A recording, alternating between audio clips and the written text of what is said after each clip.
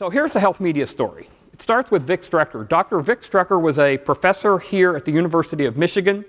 He worked in the School of Public Health, and he was fascinated by a particular topic. And the topic was, he understood in the concept of health that fundamentally you had two choices as a consumer. No matter if you were trying to lose weight or quit smoking or manage diabetes or heart disease or deal with depression or anxiety, you had two choices. You can go see a counselor or get telephonic help through a counselor, or somebody would hand you a brochure. Nurse Ratchet at your doctor's office would hand you a brochure.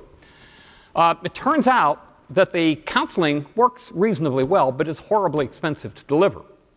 Everybody can't afford a counselor. The brochure really doesn't do much for you, but it's cheap to deliver.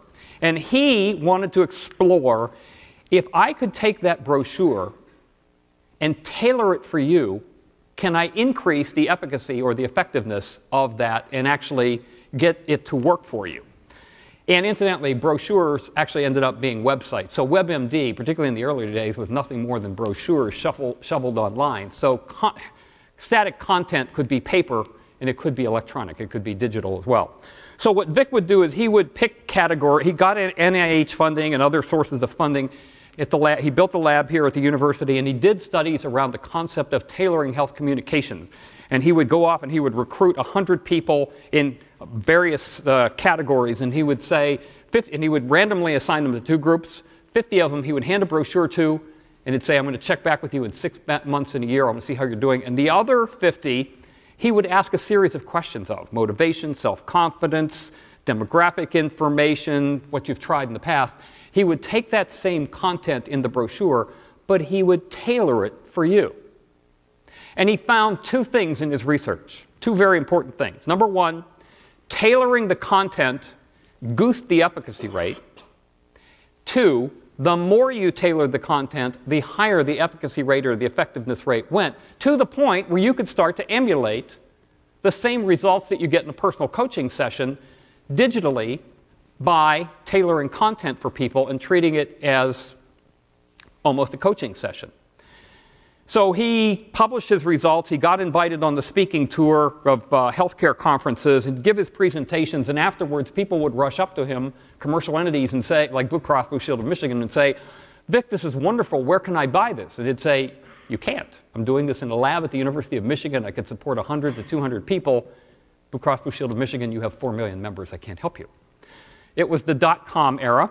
So he spun off the concept to find HealthMedia, the company, which would use the academic research that he had done at the research lab at the University of Michigan. He got funding through what is now the current governor of Michigan, Rick Snyder, who was his first venture capitalist, and he went off and he founded the company. And he built this incredible tailoring engine, which we call Fusion. Fusion engine allows him to deal with millions of people simultaneously, and regardless of what their condition is, as we're capturing information, we're providing a session back for that individual that's unique to them on their own private website. So he raised $10 million, and he went through a lot. At that stage, we were in the founder stage. Rick told Vic, you have 2 years, then you're out. You go back to the University of Michigan, then we're going to bring in somebody else to run the company. I didn't start as the CEO of HealthMedia. I started as the VP of Sales and Marketing after a trip up that I had at another organization prior to this. And they brought in a senior executive from Dana Corporation to run HealthMedia. Why they brought in a metal bender to run a healthcare technology company is way beyond me. But this guy had a tough time. He was a wonderful guy, and he was brilliant. He had a tough time turning on his cell phone and his computer, and he was running a technology company, and you sort of wonder what's going on here. But he was convinced, now the NASDAQ had already crashed, and he was convinced he could raise money. We were in the nuclear winter of venture capital. The company started to run up a $350,000 a month burn rate, went up to 85 people, had very little revenue, and 2 weeks before the money ran out, the guy resigned and went to TriMass, where he's running a billion-dollar company again. And the board said to me, do you want it? And I said, what, for 2 weeks? What, are you kidding me? We're going to run out of money. The board said, I'll tell you what we'll do. We will raise a small around-the-table round. We'll give it to you if you agree to stay for 2 years. But that's it. There is no more money. Do you understand? There is no more money. Well, job options were not really great at that point in time for technology people, and I said, okay, I'll give this a whirl. So I took the money, and I had to take 85 people down to 18. And for the non-business people in the room, when you take 85 people down to 18, by the time you pay them severance and their accrued vacation, there was no money left.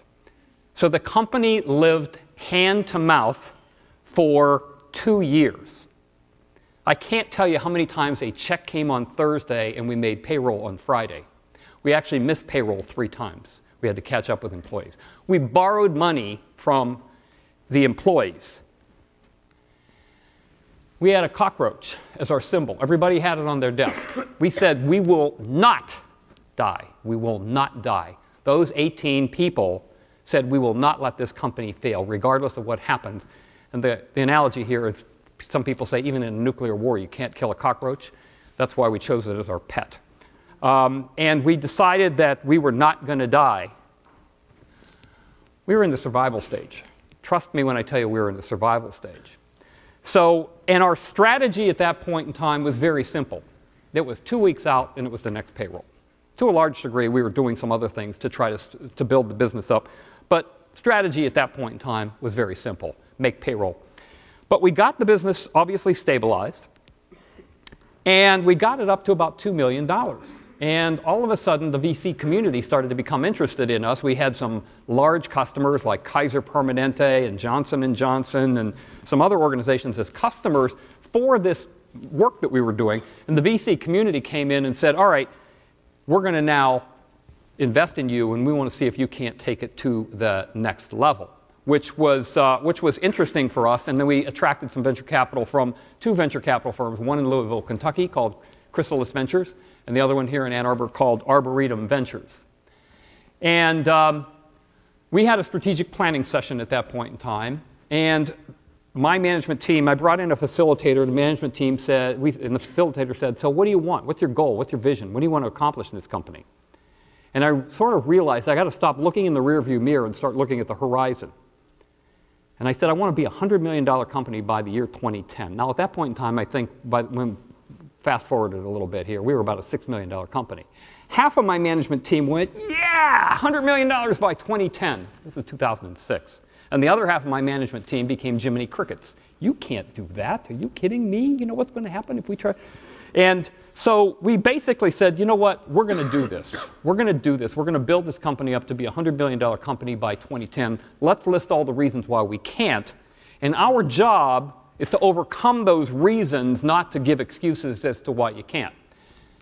We actually never accomplished the goal. We sold the company in 2008. We were on plan to do so. Johnson & Johnson had different ideas for the thing, so we actually never got a chance to achieve our goal. But setting that goal out there was hugely important to this company, because we made decisions around what we're going to have to do in order to get this company to $100 million. And we weren't budgeting the politics, we weren't budgeting the history, we were budgeting the strategy at that point in time.